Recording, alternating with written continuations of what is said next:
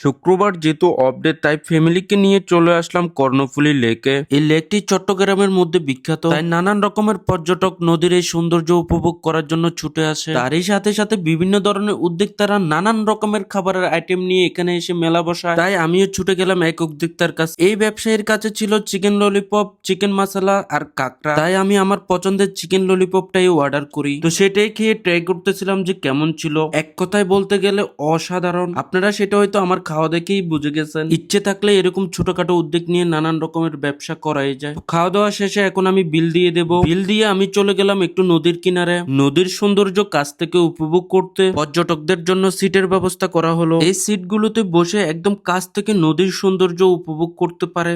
এরপর মানহা বায়না ধরল যে ও নাকি বেলফুরি খাবে, তাই ওকে নিয়ে চলে আসলাম বেলফুরির দোকানে। দোকানদার মামাকে বললাম যে টক জাল বাড়িয়ে সুন্দর করে বেলপুরিটা রেডি করে দিতে। বেলপুরি দেখতে যেরকম সুন্দর ছিল, খাইতে অনেক ভালো লাগছিল। এরপর চলে গেলাম আরেক উদ্যোক্তার কাছে, আর ওনার কাছে ছিল জালমুড়ি, যেটা মানহার অনেক পছন্দের খাবার। তাই জালমুড়ি মামাকে বললাম যে একটু মশলা টসলা বাড়ায় দিয়ে সুন্দর করে বানায় দিতে। উনিও হরেক রকমের মশলা দিয়ে জালমুড়িটা বানানো শুরু করলো। ওনার জালমুড়ি তৈরি করার দৃশ্যটা দেখতে অনেক ভালো লাগছিল। তো আমাদের জালমুড়ি তৈরি করা প্রায় শেষ, এখন খাওয়ার পালা। যেহেতু জালমুড়ি রেখে খাওয়ার কোনো ব্যবস্থা ছিল না, তাই আমার হাতে রেখে ওরে খাওয়ার জন্য হেল্প করলাম। এটা একটু রোমান্টিক ছিল। এরপর চলে গেলাম আরেক উদ্যোক্তার কাছে।